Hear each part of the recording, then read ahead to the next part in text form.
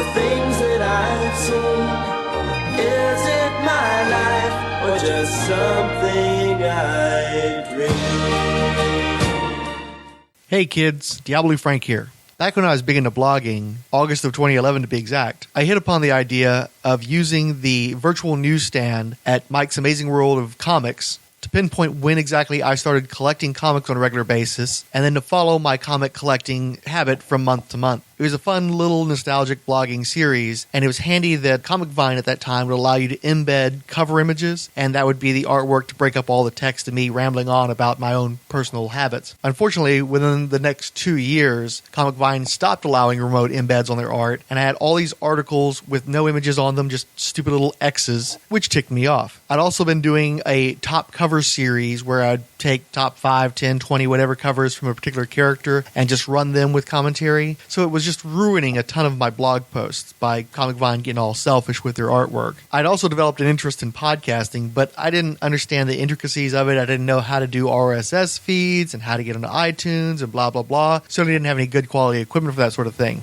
So I started converting my old blog posts into YouTube videos. And it was extremely tedious trying to find artwork to fill a visual medium for books that often I didn't have in my possession anymore. And just doing all that heavy editing, it was the pain. I did a few of those videos, and I was having fun with the series. People seemed to like it okay. Just abandoned it for being too much trouble. But now that me and the guys have become regulars in the podcasting game, sometimes it gets to be a bit of a burden trying to get out a weekly podcast. And lately we've done a lot of long episodes, special episodes, that sort of thing. And my work schedule has kind of sucked. It's definitely wearing me down. The comic book writer Jim Zub started this Twitter hashtag where you would feature 4 comic books that were very important to your person. That intrigued me, and I started going back through the old virtual newsstand trying to find which 4 comics I'd want to use. But instead of contributing to that hashtag, I got sidetracked and got interested in bringing back the old comic book resume feature. Since I'd already recorded a number of those, the audio's already there, it's already edited, I could throw that stuff together with some interstitial material and save myself the trouble of producing a whole podcast for a week, which seemed like a nice break to me. Now, my rule when I was putting this thing together at first was that it had to be a comic book that I either bought brand new off the newsstand at the particular point in time that's being referenced in that particular installment, say January of 1982, which would be the first one. Or it would have to be a back issue that I bought within that realm, that space of time, my early years of collecting, my early years period. When I went and did the audio version of it, that sort of became corrupted, and I started mentioning stuff that friends had bought that I'd read around the same time period. But the rule still fairly applies. It's me talking about the books that I read at a particular point in time. And because that was some of the earliest stuff that I recorded, and I wasn't very well versed in podcasting, and the very first one, all I'm doing is reading my blog as quickly as possible, I figured I might go back and do a little 0 episode for this recording to cover some of the books that I picked up before I was a legit regular comic collector. I thought that might help all of us get over the stiffness and the awkwardness of those early recordings. But first, resume. Noun. 1. A summing up. Summary. 2. A brief written account of personal, educational, and professional qualifications and experience.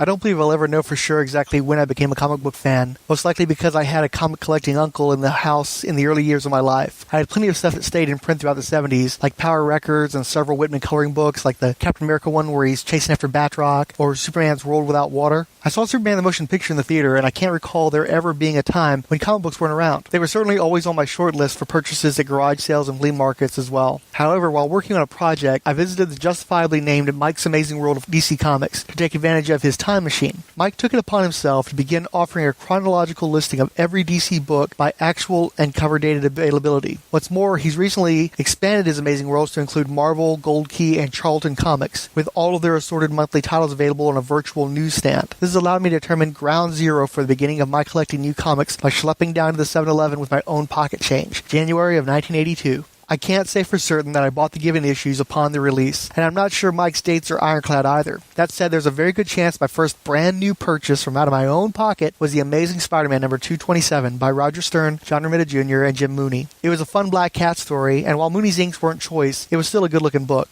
I still have an original copy stewing in a polybag, the brown pages surely acidic as all hell and unrestrained by the first and last pages, which I lost years ago. According to Mike, my second comic would be The Flash number 308. It was kind of a neat story by the usually swell and highly underrated Cary Bates, where the Scarlet Speedster's battle with a mummy was paralleled by some children at play. It may be heretical, but if there's one classic artist I'd never developed an appreciation for, it's the late Carmine Infantino. I hate his stuff to this day, as well as many of the people he influenced. However, the reason I bought the book was the embellishment of Dennis Jensen, who did a magnificent job of making Infantino look pretty. Yet, I suspect that despite the solid plot and inks, this would also be the beginning of a lifelong dislike of super speed characters. I could never get into Run's Fast Man in any costume or at any company. The backup strip by Martin Pascoe, Keith Giffen, and Larry Malstead makes a liar out of me, because I could have sworn my introduction to Dr. Fate was through the Superpowers collection. I have no recollection of this story, except perhaps the vaguest impression of a half splash to start it off. Since The Flash was undated, I can't be positive The Brave and the Bold number 185 was my third comic. I parted company with the first book quickly, but that Batman, Robin, and Green Arrow team-up was in my comic pile next to my grandmother's couch for years. I'd already been turned on to the O'Neil Adams stuff, and after that Rich Buckler cover, I found the interiors by Adrian Gonzalez and Mike DiCarlo quite disappointing. Gonzalez mostly stuck to Arak and war comics, which helps explain why your first question was probably, who the hell is Adrian Gonzalez? Writer Don Carr has an even less impressive record, and his story probably helped drive me to Marvel Comics for most of the 80s. It was just one of the overwhelming majority of Penguin stories that are underwhelming, involving giant bird cages and Ollie not getting his eyes clawed out, damn it. Not too bad of a month for my first as a certified collector, but not enough to make my bona fides, since I didn't stick with any of them going into February.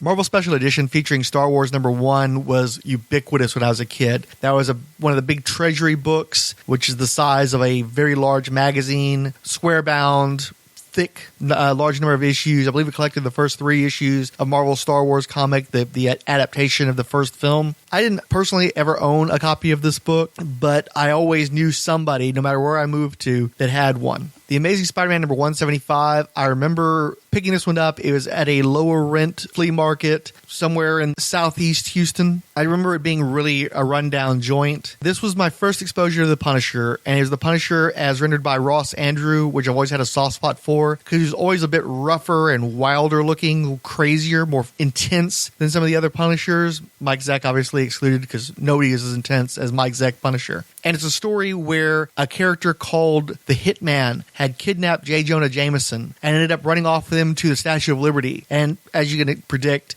everybody ends up dangling off the Statue of Liberty at some point. Punisher's the man who saves the day by gunning down the hitman. It was really uncommon in comic books that I read as a kid to see the bad guy get his just desserts in quite that final of a fashion. And to the best of my recollection, Hitman never came back again. He actually died and stayed dead, which made me respect the Punisher and writer Len Wein all the more for having come up with a pretty cool-looking character that was allowed to stay dead and allowed to contribute to the badassery of Frank Castle, as opposed to feeling the need to resurrect a villain over and over again like most comic books do. It was cool, and I remember it fondly. Famous First Edition C-61 came out one of the final weeks of 1978. I vividly remember picking up this book probably sometime in 1982, one of the big treasury editions, and reprinted Superman number 1. Got it at a Jimco, and I still have it. It is beat to hell, but much of it's still intact, and it definitely informed my enjoyment of Superman. Most of the Superman books that I tried to read when I was a kid were very lame. They were much in that Kurt Swan school of artwork, and he was just sort of a milquetoast character. But then you go back to these treasuries, and you see what a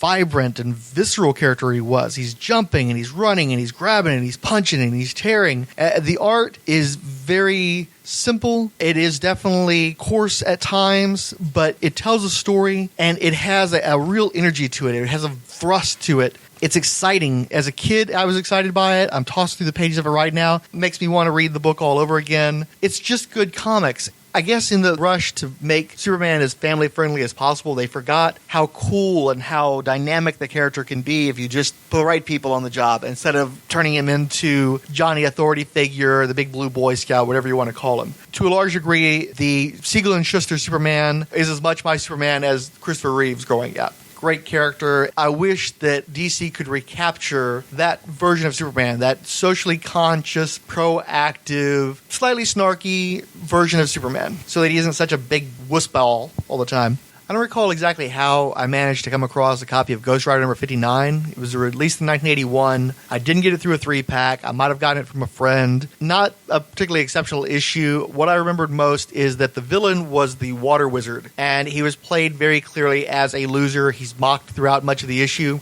But he had a pretty nice costume. It was brown with, if I remember correctly, gray or purple thigh-high boots, which I've always found interesting because it sexualizes the male form in a way that isn't typically found in comics. So I guess more for the costume, and maybe because he wasn't built up but actually being torn down in the story, I've always remembered Water Wizard and this one particular story, at least elements of it. Okay, Marvel Treasury Edition number 18. It was released in 1978. It featured the Astonishing Spider-Man in a pretty frickin' groovy cover by Bob Budiansky, inked by Ernie Chan, that's meant to mimic the album cover for Wings' Band on the Run. It's a group of heroes all in a spotlight against a brick wall, including Spider-Man, Ghost Rider, plainclothes versions of Jean Grey and Scott Summers, an iced-up Iceman, a bare-chested Angel, Iron Fist, and Werewolf by Night complete the group. I know how I got this one. It would have been around 82, 83. And I was meeting with my step-cousins, and I don't remember these guys having very many comics. In fact, they may have been the source of that Ghost Rider book I talked about. But they had this one book, great big book, full of Spider-Man stories at a time where I loved Spider-Man. So I managed to talk them into loaning me this book. I didn't see them again for like 3 years after that, by which point the book had just been trashed. So even though I still had the book, I didn't want to make any reference to it. I never brought it up. They never brought it up. I still have most of it. My copy starts with the Morbius, the Living Vampire story. Cool-looking story, full of the typical 70s Gil Kane eccentricities and quirks of layout and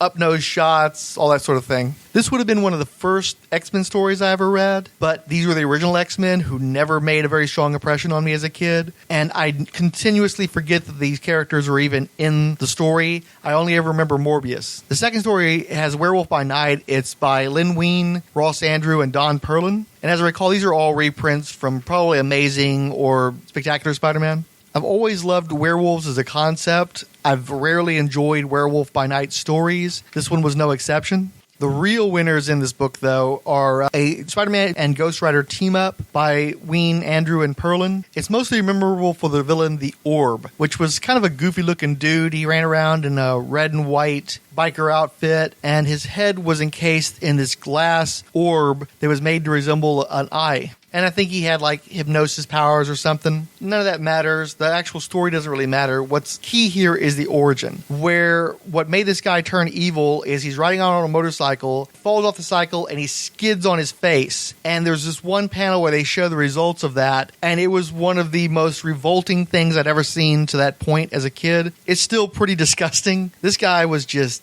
jacked up in a way that I was not prepared to see. And in fact, I think that my step-cousins managed to unintentionally convince me to steal this book from them based on the impact that one panel had on me. Oddly enough, the Orb came up a lot recently during the original Sin event miniseries Marvel had in 2014. And as soon as anybody mentioned the Orb, I was like, ping, I know that guy. The other important story for me was a team-up between Spider-Man and Iron Fist. So now I'm starting to think that a lot of these reprints must have been from Marvel team-up. Anyway, this one was by Jerry Conway, Jim Mooney, and Vince Colletta. And yeah, it's Colletted up pretty bad. What made me interested in this story was that the villain is essentially Benjamin Button, a guy who was born and then instantaneously became an old man with a child's mind who slowly aged in reverse.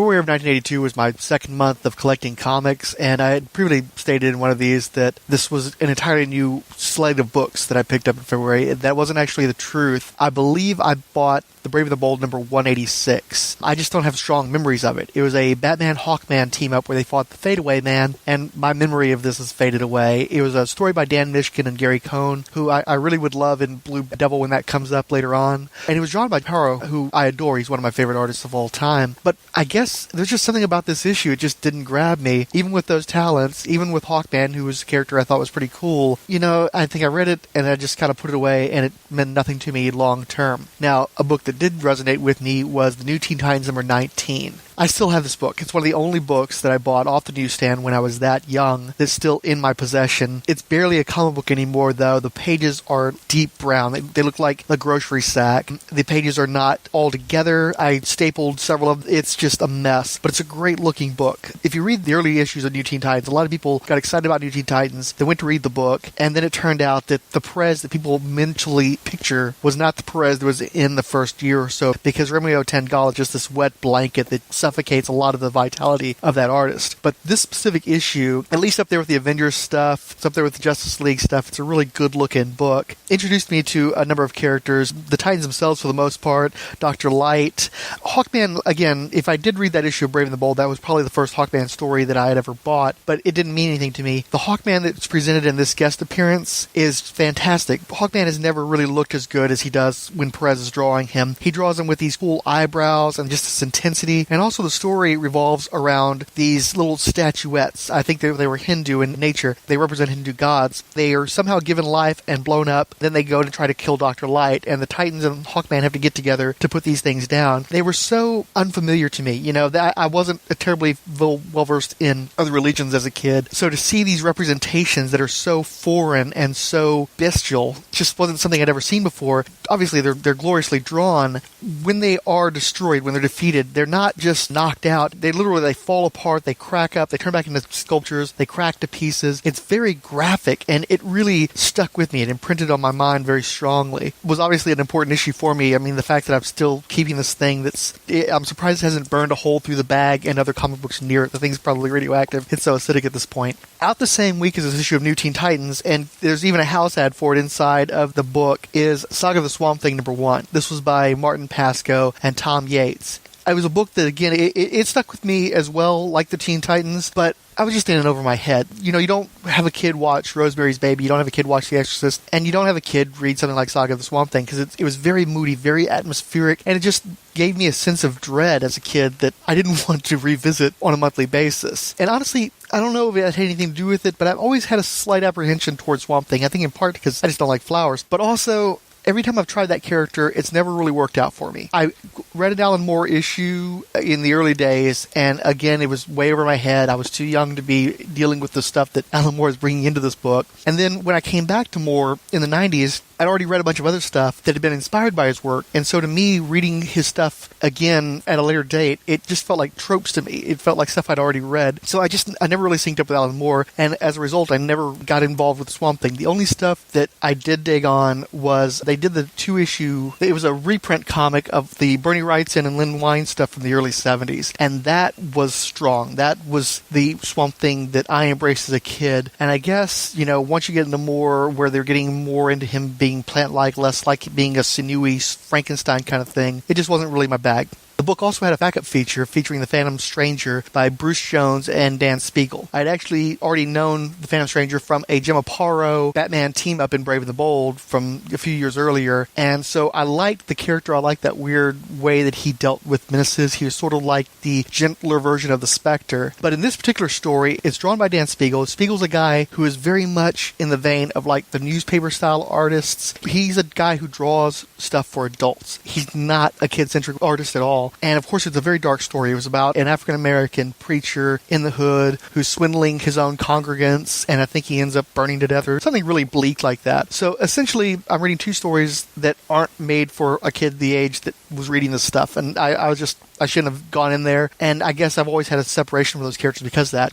Now, on the other hand, I think this month I bought Super Goof number 69. If it wasn't that specific issue, it was an issue very much like it, because for some reason I remember Super Goof fighting the Beagle Boys. And there's a creature on here. It's apparently a rat, but it looks an awful like the Beagle Boys. If you're not familiar with Super Goof, there was a brief period in time where Goofy would wear old school, like, 1800s overalls with the flap in the back for going to the bathroom without actually taking off your overalls. And he had a towel wrapped around him, and it was a parody of superhero tropes. But it wasn't, I don't know, it never was terribly funny. I liked Goofy. I had a Walt Disney record when I was a kid. It was a 33 1/3. Disney characters covering songs. Goofy in particular did. If I Only Had a Brain from The Wizard of Oz. So I've always had that affection for Goofy, and obviously I love superheroes, but they're two great tastes that don't really taste great together. So that was pretty much the end of my Super Goof exploration, if that was even the issue I had. I know that I had one specifically, though. So that's it for this month.